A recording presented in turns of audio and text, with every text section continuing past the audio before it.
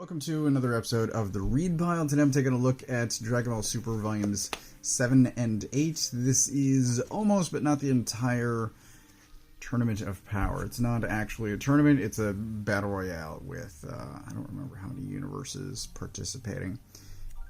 But it is the Universe Survival Tournament.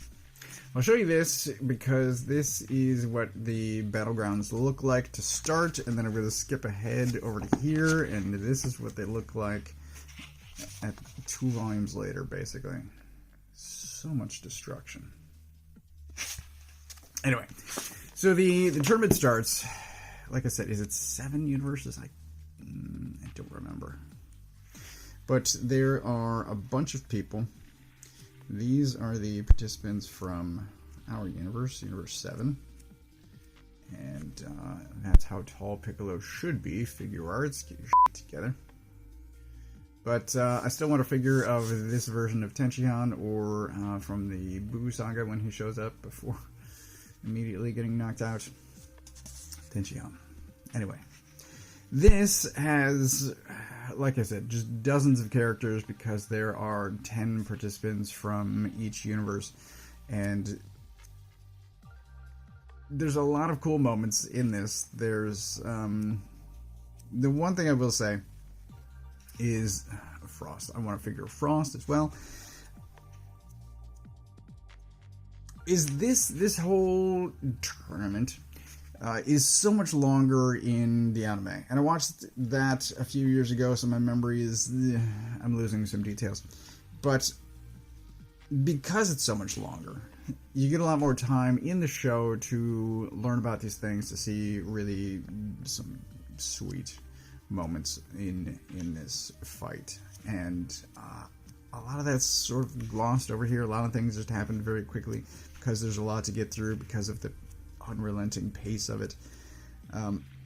It's well done. I enjoy it. I kind of like the anime better until Volume 8 when there's a really cool moment that I definitely don't remember from the show, and one moment that's burned forever in my brain that is not in the manga, and I'm just like, I don't know. It's kind of weird. It's also nice to see differences between comic and show, and not know literally everything that's going to happen. The end is ultimately still going to be the same, but it's both fun and frustrating to see it unfold differently. Anyway, as I said, there are a lot of cool moments, a lot of cool fights, matchups, just because of the sheer number of characters. Some real surprises in this as well, and it's very well done. There's a lot happening here. This is more focused. There's actually something that happens fairly early on that gets a lot of people cleared off of the battlefield. We get these Saiyans from Universe 6. So she's fighting Freeza. Freeza is just an absolute piece of shit throughout this. Staying in character the whole time.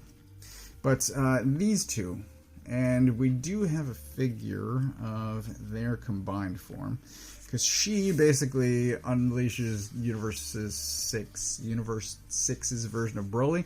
That's what basically she becomes here.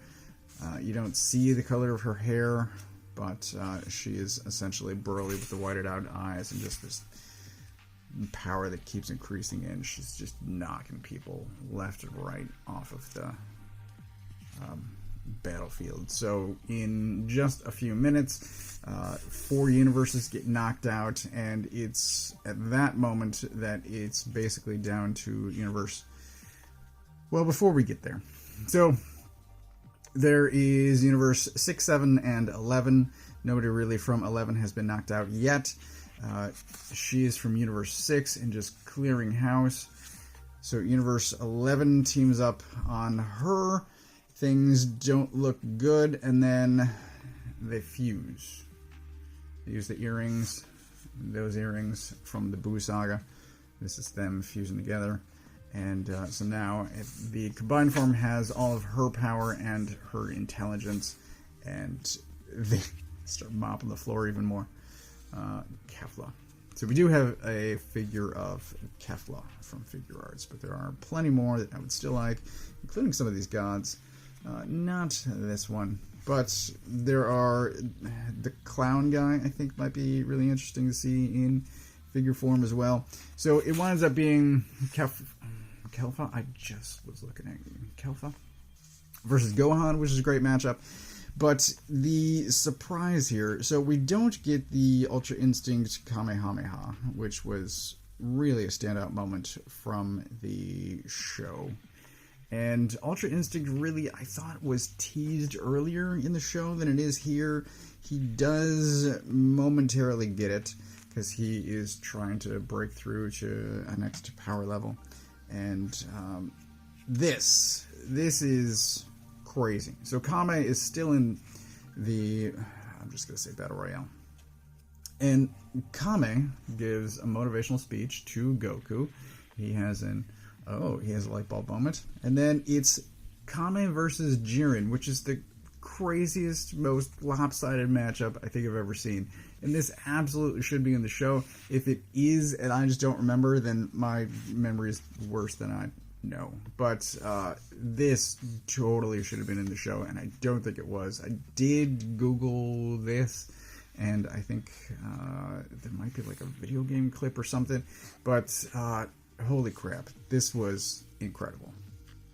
Anyway, it's basically down at that point to Jiren versus Universe 7, and there are, how many people are left? It's Goku, Vegeta, 17, and Frieza. It's just 4? I think it's 4. 4 on 1. Except, you know, they're still basically, there's the clown guy. They're still basically doing one-on-one matchups. It's just everyone is fighting Jiren individually. And all of this wraps up next volume, and then I get to the new stuff, and I'm very much looking forward to that. I am slightly ahead on videos, so I might jump over to read some other stuff, but I've reached the point, it's just around the corner, where I can finally get into some new material, some granola. I know is somebody that's coming. Ultra Ego is coming. I think there's a Broly movie adaptation that's coming. Maybe we'll see, or it's the other one. Is it the other one? Anyway, good shit. New stuff. Looking forward to it. This is great.